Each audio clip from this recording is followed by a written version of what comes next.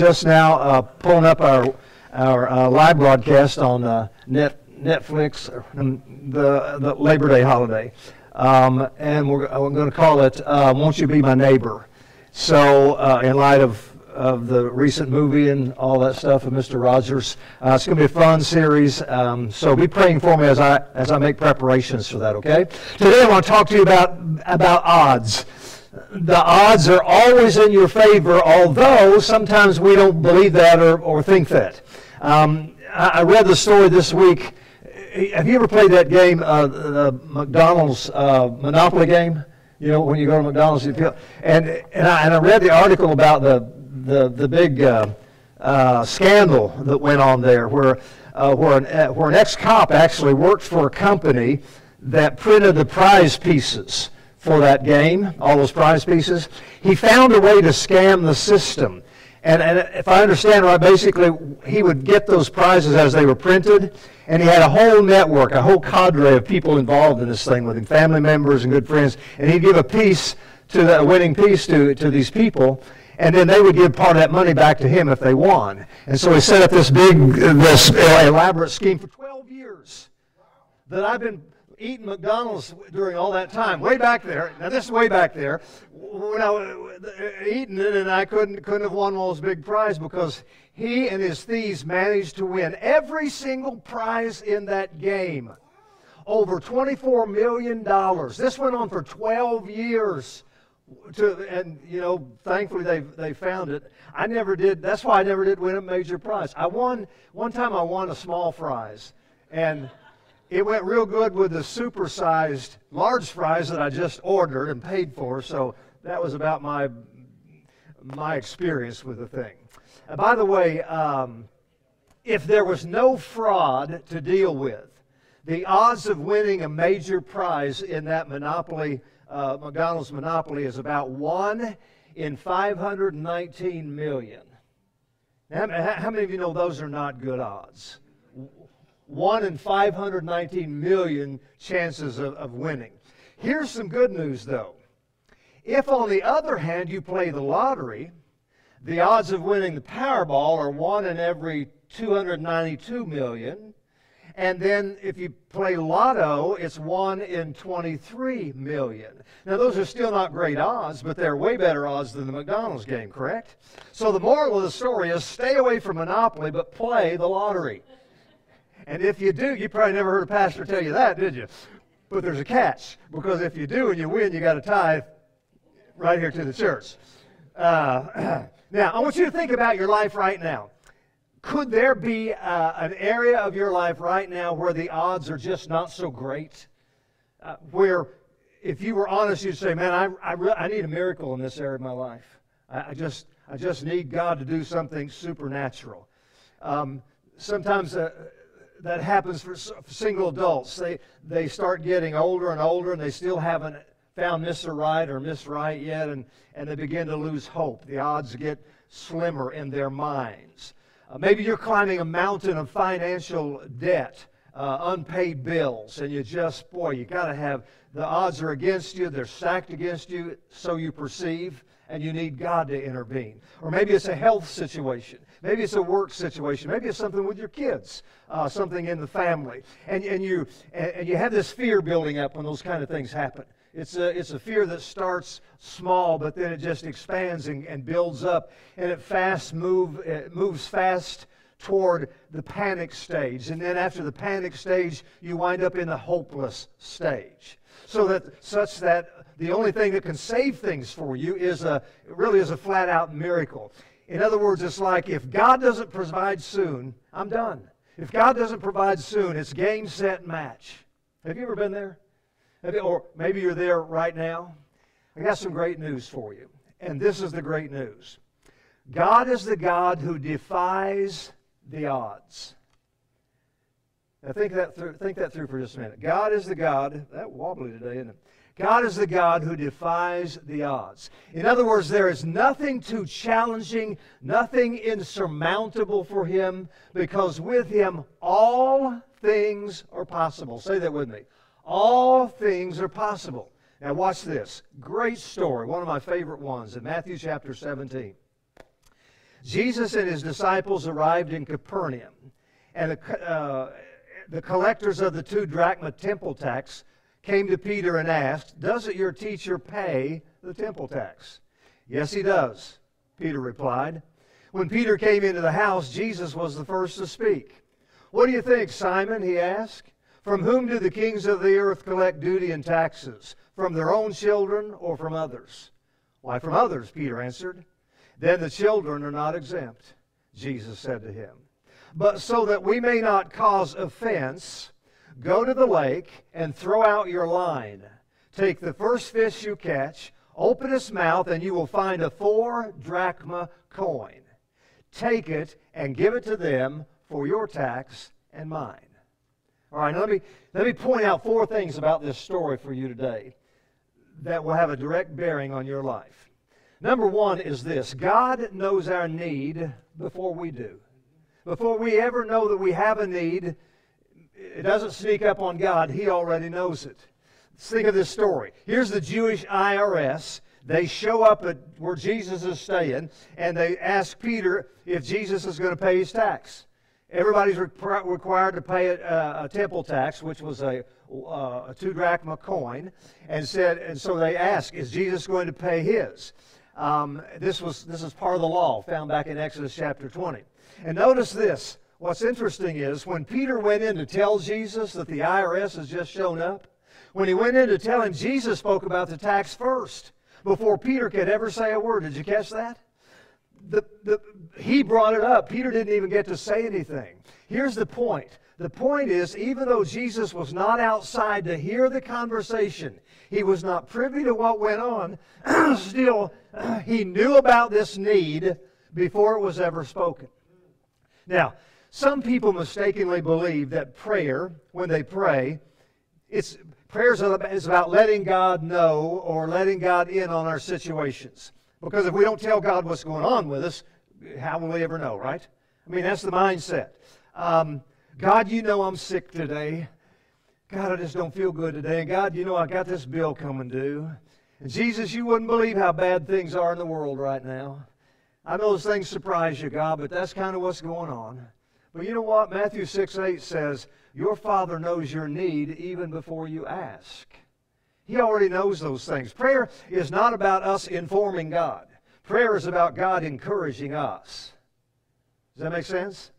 So, genuine prayer is not even initiated by us, really. It is, for the most part, initiated by God. It's like when I have a need or there's a problem or some fear is overwhelming me, it's the Holy Spirit that impresses upon me the specific way I'm supposed to pray about those things. He initiates that in the first place. And here's what happens.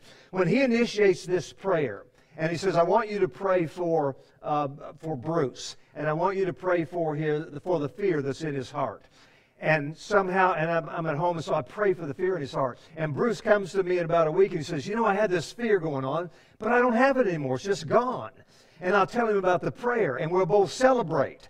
And God gets glory for that, see? He knows what He knows what He's going to do in Bruce's life. He knows what He's going to do in every one of our lives. And so He impresses us to pray for those things so that when they happen, we realize it was Him doing it, and He gets the glory. And Jesus said, when I'm lifted up like that, I draw all men unto myself, right? And so that's one of the ways that Jesus is exalted or lifted up. Dallas Theological Seminary is one of the most prestigious Christian teaching institutions probably in all the world. In fact, it was where I wanted to go do my graduate and postgraduate work, but financially I was not able to do that. But it is a marvelous school. People who have studied there include names that you probably recognize like Charles Swindoll, David Jeremiah, Andy Stanley. You all familiar with Andy Stanley? Those kind of guys. Just to name a few, studied there. But here's the story. Way back in its early days, the seminary was struggling financially and about to go under. And so the president of the seminary called all the faculty together. They gathered in a room and they began to pray. They began to pour their hearts out to God. One of the men praying became a very famous preacher named Harry Ironside. And Ironside prayed this prayer. He said, God, we know you own the cattle on 1,000 hills. please sell some of those cattle, and send us the money. I'm sure there were, knowing human nature, there were probably a few snickers under the breath or in the heart of some of those sitting around praying that day when they heard Ironside pray that. But anyway, as they continued to pray, unbeknownst to the secretary what they were praying about, in the outer office, a businessman walked in. And he said, ma'am, he said, I just sold 2 boxcar loads of cattle in Fort Worth, and I just felt compelled to come and give the proceeds to the seminary. I don't know if they need the money or not, but I just felt compelled to do that. So the surprised secretary took the check, went into the prayer gathering and gave it to the president, and it was the exact amount they needed to pay every single bill that they had that they were getting ready to be foreclosed on. And the president turned to Harry Ironside and said, Harry, God sold the cows. Now that's pretty good. What are the odds of that happening? Probably like 1 billion or something to 1, right? But with God, the odds are 1 in 1. Say 1 in 1. Say, those are pretty good odds. Those are pretty good odds, right? I like those odds. God knew the needs of the seminary before they even prayed. He had already prearranged for this businessman to sell his cattle and bring the proceeds, and he encouraged Harry Ironside to pray that prayer so that God would get the glory. The same thing goes for you and for me. He's aware of this moment of every need and every concern of your life. I don't know what it is. It may be small compared to someone else's, but it's a need nonetheless. It might be a little fear compared to someone else's, but it's a fear nonetheless. It may be a need, and that may not even stack up against someone else's, but it's a need nonetheless. And God is aware of every one of those needs and every concern you have. And He is already preparing your miracle. He's already doing, here's what we got to understand. God's already doing that. We don't have to fear, God, are you going to intervene? God, are you going to show me an answer? Sometimes the answer is not what we thought it would be, but the need gets met anyways. Does that make sense? And God is already preparing for your miracle. Look at these verses in Isaiah chapter 55, verse 8 and 9. For my thoughts are not your thoughts, neither are your ways my ways, declares the Lord. For as the heavens are higher than the earth, so are my ways higher than your ways, and my thoughts higher than your thoughts. God has a much higher IQ than any of us. You agree? Look at someone and say, wow, God is smart. Our Roxy, our pup that's just turned a year old, she's really a smart dog. How many of you have a real smart dog? How many have a real dumb dog? Yeah, that happens too. We got a real smart dog, or maybe you have a cat, whatever it is. Sometimes, and she did it again yesterday, what's fresh on my mind, sometimes she'll, we have certain routines. You know how it is with dogs. You have certain routines, and you can say words to them, and they'll do what you want them to do, although they don't really understand the words, but they know the routine. But she does this often. She'll look at me sometimes, like when I'm studying, when I'm writing something, or when I'm just thinking about when I'm getting ready to write, I'll catch her standing in front of me, and she'll look, and she kind of tilts her head. And it's almost, the facial expression is almost like she's trying to figure out what I'm thinking. But the truth of the matter is she'll never understand what I'm thinking. She'll never understand my thoughts, right? Because my thoughts are way higher than my dog's thoughts. Yours are too. Well, most of you. The same thing for us and God. Listen, there's no way we will ever fully comprehend how God supernaturally moves people and events for us when our situation is hopeless, right? We'll never be able to comprehend all that. But here's the good news. Understanding it is not a prerequisite for receiving it. Do you get that? You don't have to understand how God works. You'll never figure out God anyway. So don't listen to anyone who says they got God figured out. That's not the point. The point is us just receiving what God has for us, no matter how He puts it all together. You remember Ephesians chapter 3, verse 20 we studied here not long ago, where the Bible says He is able to do far beyond all that we are able to ask or even think. His ways and thoughts are so much higher. So God knows our need even before we do. Nothing surprises Him that way. Second thing is, God always has a way. In verse 27 in this chapter 17 of Matthew, it says this, but so that we may not cause offense. This is Jesus speaking. Go to the lake and throw out your line. Take the first fish you catch, open its mouth, and you will find this 4 drachma coin. Take it and give it to them for your tax and for mine. Now think about this. Of all the ways Jesus could have procured money, why did he choose this way? I mean, there had to be easier, more practical ways to get coin, correct? Jesus was doing this for a reason. And the reason was to demonstrate that he is fully capable of controlling what you cannot control. He's fully capable of taking over where you have the out-of-control areas of your life. And do you remember what Peter did for a living, by the way? Anybody remember what he did? What he was doing when Jesus even called him? He was fishing, wasn't he? He was a fisherman. That's what he did for a living. So I'm quite sure that when Jesus told Peter how to catch this fish, he probably wasn't too thrilled. Maybe he was like, Jesus, I do this for a living. We don't use a single hook. We use a net. Way better option using a net, Jesus, not just a hook. And Peter would have been right. But he also would have been missing the point of Jesus' teaching here. And the point was, Jesus didn't want Peter to catch a whole net load of fish. He wanted him to catch a fish. He wanted him to catch the right fish. Because out of all the fish in the sea, there was only one with a coin in its mouth. It's like looking for a husband or a wife when you're single. And there are like 7 billion people on the planet. How do you find that right one? How do you choose? Well, the truth is, you don't need to marry 7 billion people. All you need to marry is the right one. All you need is that one right one, correct? And if God can lead a fish to a man, then he can surely lead one person to another. Look at someone and say, I only need one. I only need one. There are all kinds of miracles God can use to heal your finances, but guess what? You only need... Let me start again. There are all kinds of financial miracles God can use to correct your finances, but all you need is one. When I do that, that means one. Thousands of, well, let's go back. What about sicknesses? Healing your sicknesses. Healing your, because my friend Glenn just walked in and he had quite a miracle in his own life, which is another story we'll tell you about.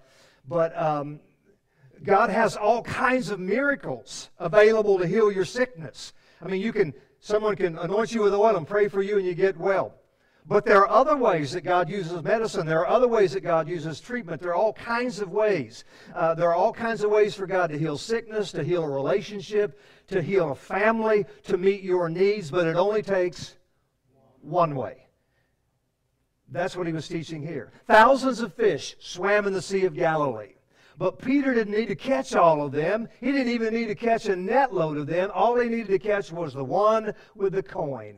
And get this, Peter had no way to do that on his own. All he could do was hold that hook and just trust Jesus. Probably murmuring. Peter he probably cussing too. He just hold that thing. And by the way, what do you think the odds were of that one little fish locating that one little hook? Man, that's got to be billions to one, right? But with God, 1 to 1. Jimmy Smith was a college student at Houston Baptist College years ago. And he was invited to go on this mission trip to Guatemala. And boy, it really appealed to him. But he was newly married and finances were really tight, so he knew it would be nothing short of a miracle for him to be able to go on that trip. Well, a few weeks later, he went on a fishing trip with a friend from the church named Gene, an older fellow. And as they were fishing casually, having some fun, Gene mentioned a fishing tournament that was coming up in a couple of weeks, and that they had marked some fish in this particular lake. And if you caught the one certain fish, you'd win $20,000. If it had the right mark on it, you win $20,000. And so Gene just casually said to Jimmy, he said, you know, if I catch that fish, he said, I'll give you $5,000 and you can go to take that trip to Guatemala that you want to take. You know where this is headed, don't you? So he says, if I catch the fish, I'll give you $5,000 to take your trip. Well, Jimmy went home and told his wife, And she logged it into their little prayer journal, and they began to pray for God to provide somehow. On the day of the tournament, Gene cast out his line and reeled in his first catch of the day. To his surprise, it was the fish marked $20,000. So not only did Jimmy Smith go on the trip to Guatemala, later he and his wife determined they needed to be missionaries full-time in Guatemala, and they went and invested their entire lives to the people of Guatemala, to the saving of thousands and thousands of souls. The officials speculated in that tournament, by the way, that the odds of landing that particular fish were like 1 in 8 billion. But with God, it goes back to 1 in 1. These are true stories I'm telling you. Some of mine are not. But these are true stories that I'm telling you. For effect, I'll tell you a few stories. Then I repent later. I'm teasing. But they excite my faith, don't they yours? To know that God is about these kinds of things.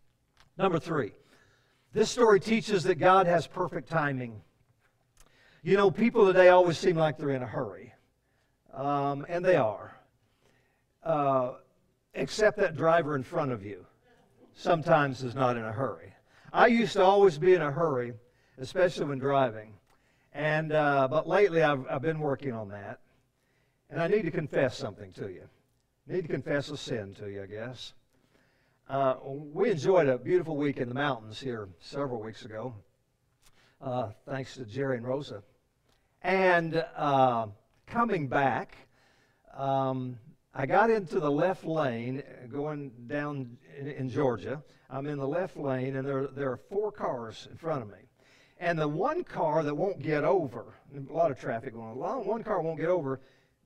It's obvious they're texting. You know, they roll over to here, they roll over to there, and they're slow.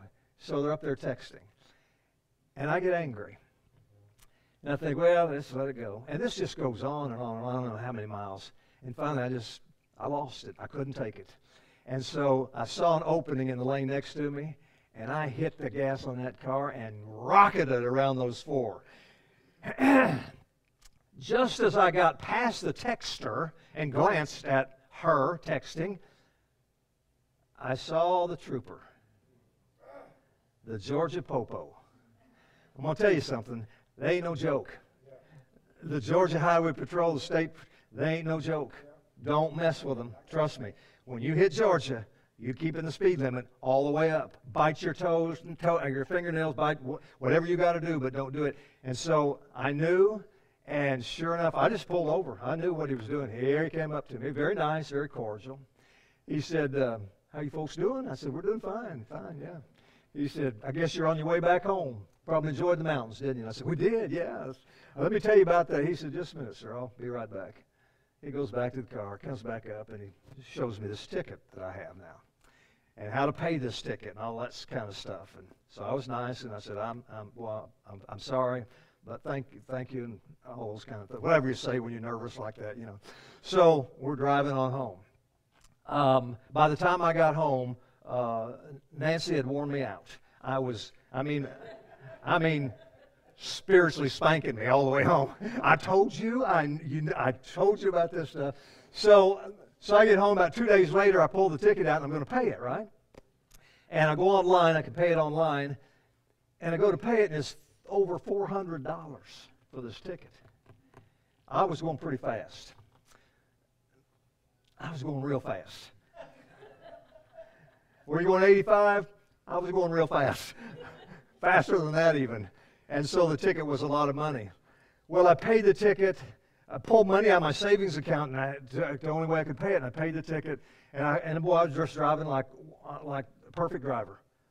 And about 2 weeks later, I get this thing in the mail that says, we're going to take your license from you if you don't pay this fine. And I thought, I just paid the fine. But I read further. It was a super speeder fine that they add on to your other fine. If you're over 85 miles an hour, they give you a super speeder fine. It's another $200. And if you don't pay it, you lose your license. And they'll come and get your car.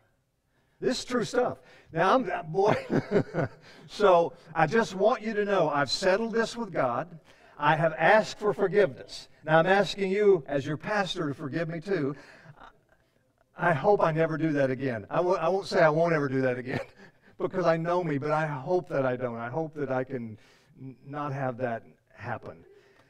So I wanted to get that off my chest. I knew I had to do that sooner or later, and so I did. Well, I don't even know where I am now.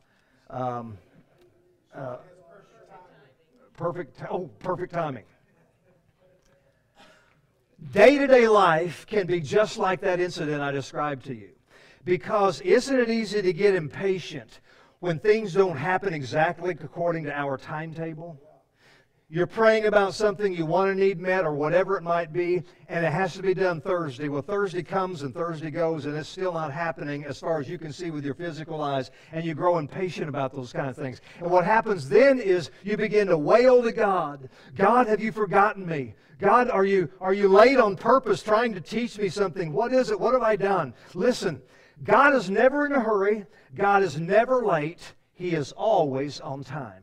Let me say it one more time. God is never in a hurry. You never see Jesus going around, I can't say just a minute. God bless you. No, I can't talk. God bless you. You never see Him like that.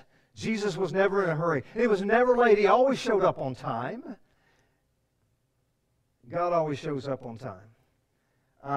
When Peter threw out the hook here, it was no accident that this fish was in the right place at the right time, because God specializes in divine appointments. Say divine appointment. God specializes in those. Think about it. Some of those in the Bible, it was no accident that Mary and Joseph traveled to Bethlehem to give birth to Jesus. It was no accident that the time of taking the census happened right when she was about ready to give birth, because it was a fulfillment of a prophecy about where Jesus' birth, the Savior's birth, was going to take place from an Old Testament book called Micah. Hundreds of years before, this prophet spoke, and it was recorded where the Messiah would be born and even the time of the seasons. Hundreds of years before. You remember years after this episode here, when Peter denied Jesus 3 times and then the rooster crowed right before the crucifixion. You remember that? That was a prophecy. Back in Matthew 26, Jesus and the disciples were celebrating the Passover for the final time, and Jesus was talking about people that were going to be abandoning Him, and Peter stood up and boldly proclaimed, "I will never leave you, Lord. I will never forsake you." And he said, Peter, not a good thing. Before the rooster crows in the morning, you're going to deny me 3 times. He was prophesying, and that was fulfilled. A giant fish, speaking of fish, a giant fish at the appointed spot, the exact moment Jonah was thrown overboard. How does that happen? The exact moment. And then that fish belched him out in the exact place where he was to fulfill his mission to preach to the people of Nineveh. Those kind of things don't happen. That's perfect timing by God. What about the ram that was caught in the bushes at the exact moment when Abraham raised his knife to offer up his son Isaac? At the exact moment a ram gets its horns caught in the brush, caught in the bushes. How do you explain that? I explain it this way. God's timing is always perfect. Sometimes it's right up to the edge and I'm about to step over the edge and God's timing happens. It's always perfect. You see, not only does God make a way, His time is also precise and impeccable. I read a story this week about a man several years ago who was flying from Vero Beach, Florida, in his private plane to Longview, Texas. And he ran into some bad weather over Mobile, Alabama, and the air traffic controllers told him to go north toward Mississippi to avoid the coming storm. So right when he headed north, and just as he got above the clouds, his instrument panel lights flickered, and a minute later the radio and the instruments went dead. Then all the lights went out. How many of you know that's a pretty spooky place to be in? Everything's dead. Nothing's there. No lights even in the cabin. And so he was desperate. And he realized his situation was desperate, and he began to pray and ask God to intervene. He dropped below the clouds, hoping to see ground, when he spotted the distant lights of Jackson, Mississippi in front of him. And so he headed for the airport's rotating beacon. And when he got there, he circled the tower, and since he didn't have any electrical power, he put down his landing gear manually. At the very moment he did that, coming back around toward the landing strip in the dark, the lights suddenly went on. The emergency landing lights just went on. And he thought, oh, thank God. He landed his plane, and as soon as he hit the runway, the lights went back off. And he was taxiing. He thought, well, that's kind of strange. They turned the lights on to let me land. Why wouldn't they keep them on so I can make it over to park my plane, kind of a deal, right? Well, after he got out of the plane, he was asking himself a question. The question is, who turned those lights on, and how they know to turn them on exactly when I needed them? Because nobody had evidently seen him. He couldn't see anyone. Well, what happened was, he later discovered, was an air traffic controller in that little airport had invited his pastor out. And he was showing the pastor around and what he did for a living. And he showed him what he would do if a plane came in without radio communications. He said, we would flip this switch and these emergency lights come on. And he says, we would get that pilot down. And then he flipped him back off. What are the odds of that happening? This guy can't see. He doesn't know where to land. He doesn't know if he's going to hit a runway or hit the side of the runway. Doesn't know what he's going to do, but he saw the rotating lights, so he knows it's somewhere down there. And he's trying to land, and all of a sudden they come on just before he lands. What are the odds of something like that happen? Billions to one, right? But with God, they are 1 to 1. The last one. God asks us to trust Him. Throwing a hook in the water is not that difficult, right? It doesn't take a lot of trust. But had Peter not trusted Jesus, had not taken Jesus at His word, he would have never caught that fish. I mean, Peter could have thrown out his own net, trying to increase his chances of snaring the right fish. But if he'd have done so, he would have shown a lack of faith and trust, because Jesus specifically said, use a hook. You see, I'm sure this made no sense to Peter, but Peter did it anyway. And man, am I glad that he did. The right fish in the right place, and the right amount of coin to pay the temple tax for him and Peter. The only way that event could be more miraculous in my mind is when Peter reached down to get that coin, the fish jumped up and said, ta-da! You know? But before we stop, let me ask you a question. Because this is a question I had to answer when I studied this passage. How did the coin get in the fish's mouth to begin with? That's one of the first things I asked myself as I started studying. How did that coin get in the fish's mouth? Maybe God created the money, but I don't think so. I'll tell you why I don't think so. Because Jesus could have picked up 2 stones and made them into coins if he wanted to. But if Jesus had done that, if Jesus had created the money, he would have been a counterfeiter. And if he was a counterfeiter, he would have been guilty of breaking the law. And he lived under the law. He couldn't break the law. So he didn't do that. He didn't create these coins.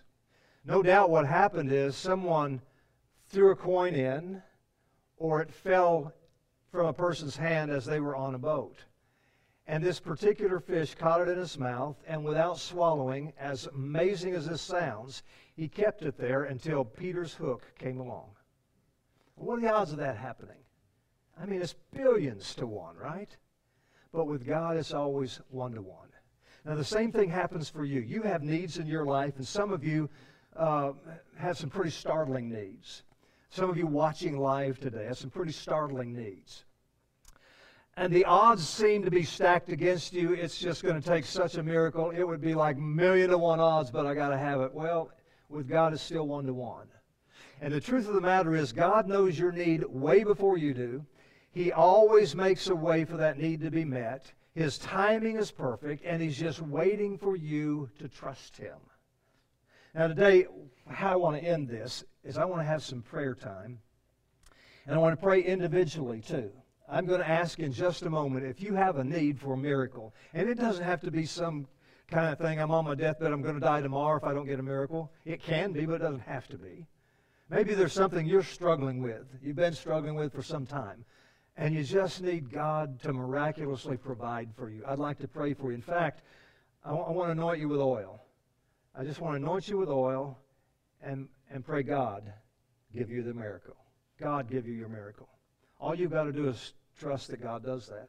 Now, this could be something like you're dealing with fear or anxiety in your life, maybe. Or there's some kind of addiction going on. Or there's some relationship thing that's so stressed and so strained for you. I don't know what it might be. But I'd like to be able to pray for you. And I'll be happy to pray for us just as we're sitting here like we normally do. But if you have a special need, and as an act of faith, of your trust in God, you want to come forward, when I ask you to, then I'll anoint you with oil and pray specifically over you. Okay? Now I want to say this before I sign off and before we pray here. Those of you who are watching online, if you would like for me to pray for you the same way that I'm going to pray for the people here, sans anointing, I want you to just put yes. Make a comment and just put yes. If you want to share your need with me there on Facebook or YouTube, you can do that, but you don't have to because God knows that need, and He knew it before you even had it. So if you'd like for me to pray for you specifically, what I'll do today is I'll go home with my wife, and I will call your name before the Lord, and I will pray for your miracle to take place. And I'll believe God with you that He will answer you. All right? So you take just a few moments, respond with yes if you'd like for me to pray for you specifically today, and then I will. And then you keep me informed of how God's meeting that need in your life. Will you do that? All right, God bless you. We'll see you again next week. God bless. Okay, so let's have some prayer time. If you want me to anoint you with oil and pray specifically for you, I'd like for you to come and just stand right here in front of me just for a moment. And then I'll lead a general prayer and then pray specifically as well. Okay? Would anybody like to do that? No? Okay, come on. Come on, Helen, come on. Okay, good. And I'll come down here so you can back up there just a little bit. Very good. Come right up here.